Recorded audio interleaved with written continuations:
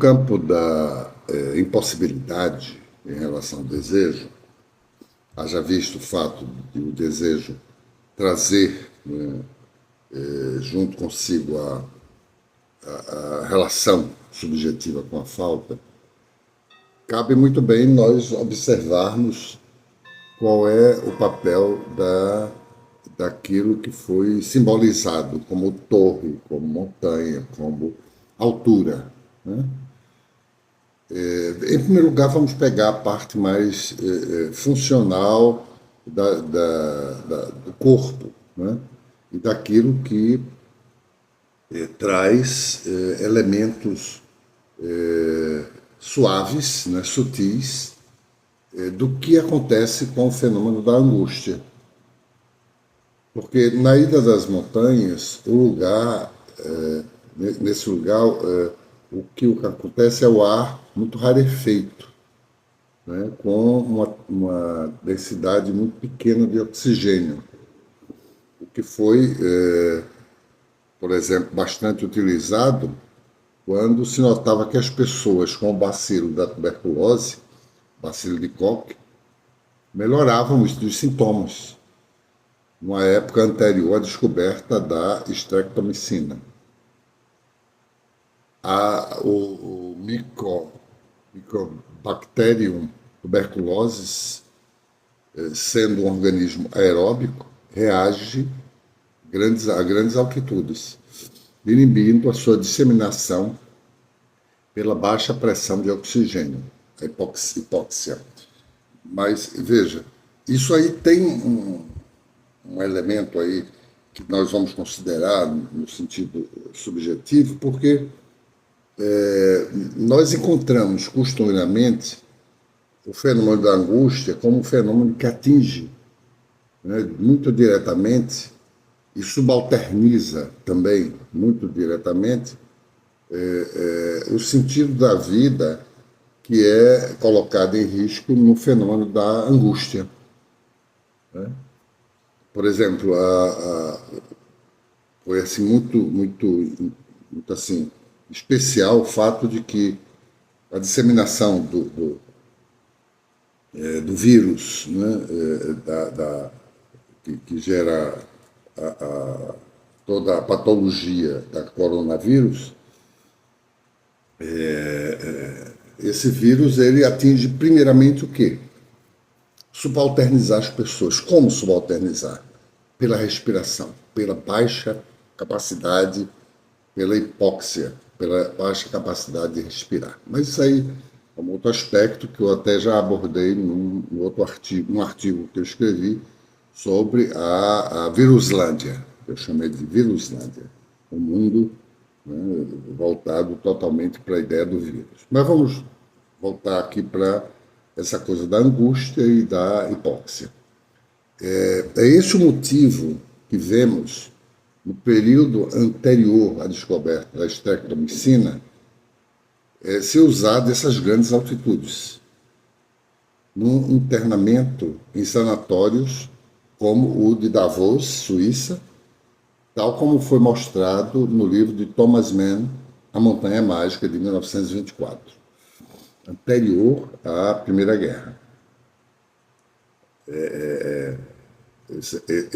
Caracterizando os elementos anteriores da Primeira Guerra, né? Um local que tem o significado de as pessoas ficarem na proximidade com a morte, né? Aquilo que nós conversamos quando escutamos pessoas submetidas a uma angústia aguda, o tanto que elas sentem essa coisa da própria morte, né? São os tuberculosos que precisam melhorar desta doença infecciosa e que não se expande num ambiente de ares rarefeitos, de ausência ou diminuição da presença do oxigênio, né? O primeiro aspecto é que esses internos saem do mundo da planície, né, o mundo das contingências, o mundo das trocas, das dialéticas, das questões relacionadas à insatisfação, né? Que é aquilo que dá base à questão subjetiva em relação ao desejo, e lida com o que cessa de aparecer, é o que lida com o que cessa de aparecer e o que cessa de não aparecer, que é as contingências. Daí vale a pena considerar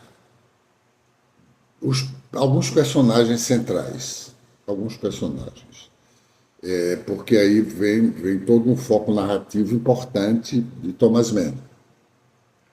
O centro narrativo é Hans Castorp, né? Tendo ao seu lado Ludovico Settembrini, um humanista italiano que age como seu mentor.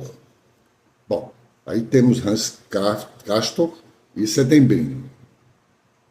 Esse humanista italiano desenvolve uma filosofia que segue os ideais de progresso, né? sempre seguindo pela razão civilizatória, fornecendo a ideia de se tratar, então, de um romance de formação.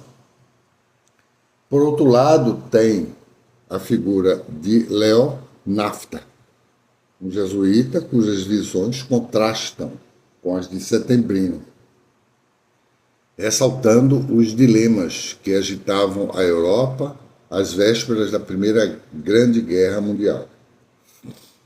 Essa grande guerra na qual iriam acontecer a prática do chamado de combate de trincheiras, que é o combate mais violento corporalmente que existe. O destaque está no fato de haver uma louvação centrada no término da vida, diferentemente ao que se dava na vida existente na planície, pois na planície, nas contingências, o que se lida é com as finitudes das coisas. As pessoas não ficam, a partir das finitudes, da relação com as finitudes, ambientando a questão de natureza terminal, né? Término da vida. As pessoas vivem na coisa das contingências e nas finitudes, e a partir daí até passa a usufruir, né, do fato de que cada contingência ou cada situação de contingência é uma forma pontual de se eternizar. Né?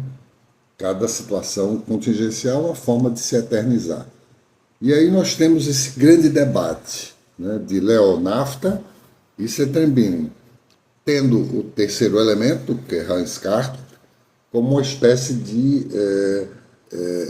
audição do debate, a grande audição do debate, e que vale a pena nós nos concentrarmos, porque nós vamos ambientar o elemento da dialética, né, que é o elemento aí do diálogo desses dois, com a terminalidade. A dialética junto com a terminalidade. Uma terminalidade que se expande para o âmbito assim, público, na medida em que se fala, né, claramente de uma primeira grande guerra, em que na guerra das trincheiras vai se ter uma quantidade enorme de pessoas destroçadas, né?